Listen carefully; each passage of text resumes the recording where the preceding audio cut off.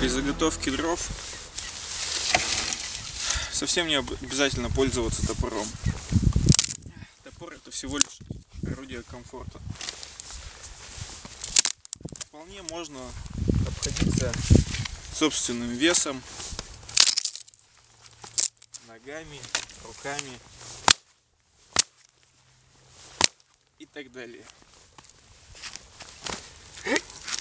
Но если попадаются особо прочные изделия, следует применить несколько приемов кунг-фу.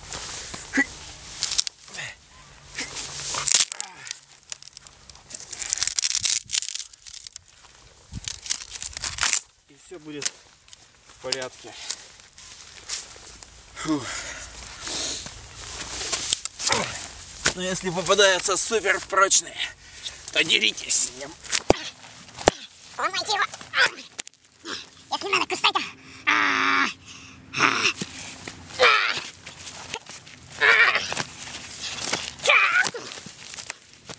Есть одно очень хорошее средство, называется излом дьявола. Берете вот так вот. Вот так вот. Так вот.